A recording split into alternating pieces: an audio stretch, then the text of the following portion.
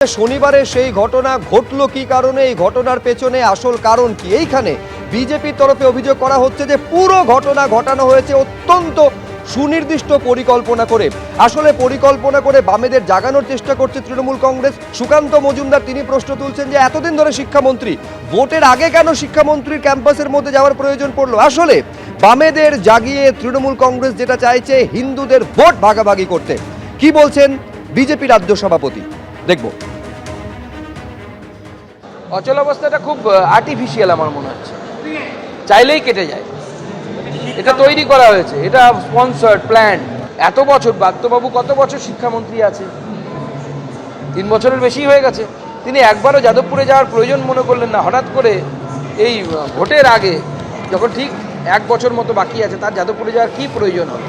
বাম এবং তার সাথে তৃণমূল, এদের নিজেদের পরস্পরের পিঠ চুলকে দেওয়ার প্রতিযোগিতা চলছে। বামেদের পিঠ চুলকে দেবে তৃণমূল, আর তৃণমূলের পিঠ চুলকে দেবে বামপন্থী। এটা রাজনৈতিক কৌশল, purely it's a political agenda, political planning. বামকে একটু শক্তিশালী করে দিয়ে, একটু রিলেভেন্ট করে দিই। এই মুহূর্তে তো বাম রিলেভেন্ট নেই। গত লোকসভা নির্বাচনের পর আরও ধপাস করে পড়ে গেছে। সব মিলিয়ে মনে হয় 60 লক্ষের আশেপাশে ভোট আছে। আমি বলে দিচ্ছি আগামী বিধানসভায় 40 লক্ষে পৌঁছবে ওটা। এবার বামেদেরকে এই উত্থান একটু তুলিয়ে দেওয়া হচ্ছে, জাগিয়ে দেওয়া হচ্ছে কুম্ভকর্ণের ঘুম থেকে, যাতে কিছু হিন্দু ভোট কাটতে পারে। কারণ জানেন মমতা বন্দ্যোপাধ্যায় যে হিন্দু ভোট যদি আর 4% কনসলিডেট হয়ে যায় তাহলে পরেই বিপদ। দেখো, ক্যাম্পাস থেকে বেরোনোর পরে 8B বাস স্ট্যান্ড হয়ে এই মুহূর্তে মিছিলের গন্তব্য কিন্তু যাদবপুর থানা। আমরা যেটা জানতে পারছি যে মিছিলের রুট কিছুটা পরিবর্তন হয়েছে। প্রথমে তারা গোলপার্ক অব্দি যাওয়ার কথা থাকলেও পরবর্তী সময় সেই রুটের সামান্য বদল হয়েছে। 8B বাস স্ট্যান্ড ঘুরে এই মিছিল কিন্তু যাদবপুর থানার দিকে যাচ্ছে। এবং মিছিলের একেবারে যে সামনে যারা দেখা যাচ্ছে, প্রত্যেকে কিন্তু ছাত্র নাগরিক সমাজের একাংশ। তাদেরকেও কিন্তু আজকে এই মিছিলে যোগদানের জন্য আহ্বান জানানো হয়েছিল।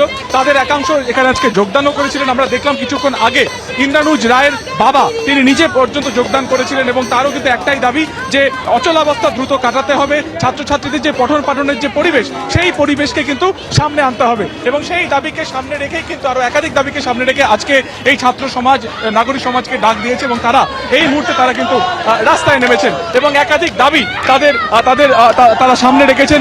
যেমন একদিকে যেমন ভিসির একদম স্থায়ী ভিসি নিয়োগ করতে হবে, অচলাবস্থা কাটাতে হবে এবং ছাত্র দুর্ঘটনাতে আহত হওয়ার ঘটনাতে যারা প্রকৃত দোষী তাদেরকে শাস্তির ব্যবস্থা করতে হবে। আর একাধিক দাবি রয়েছে। তোমরা এখন এই মুহূর্তে যাচ্ছ, এগিয়ে এসো। কি কি দাবি রয়েছে? আমাদের 5 দফা দাবি রয়েছে। আমরা মনে করছি যে অবিলম্বে ছাত্র সংসদ নির্বাচনের দাবি আমাদের প্রাথমিক দাবি। আমাদের দ্বিতীয় অত্যন্ত গুরুত্বপূর্ণ দাবি হচ্ছে আমাদের সাথী সাহিল আলী, যাকে পুলিশ কাস্টাডিতে রাখা হয়েছে, তার অবিলম্বে নিঃশর্ত মুক্তি দিতে হবে। তা বাদে আমাদের বাদবাকি ছাত্রছাত্রী যাদের বিরুদ্ধে মিথ্যে মামলা দেওয়া হয়েছে তাদের মিথ্যে মামলা প্রত্যাহার করতে হবে। এবং আমাদের যে সমস্ত ছাত্রীরা আহত হয়েছে সেদিনের ঘটনার পর, তাদের চিকিৎসার সমস্ত খরচ বের করতে হবে ইউনিভার্সিটিকে। এবং প্রাপ্ত বসুর বিরুদ্ধে আমরা আইনি মামলা করতে চাই। এবং সেই দিন যে সমস্ত গুন্ডারা উপস্থিত ছিল তাদের বিরুদ্ধে মামলা করতে হবে, আইনি মামলা করতে হবে এবং সেখানে ইউনিভার্সিটিকে পার্টি হতে হবে। একাধিক দাবিকে সামনে রেখে তারা কিন্তু এই মুহূর্তে মিছিল যাদবপুর থানা থেকে যাচ্ছে।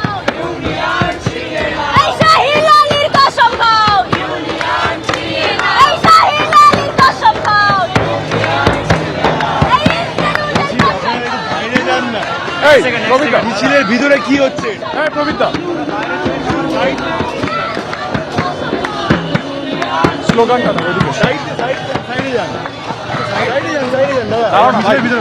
মিছিলের ভিতরে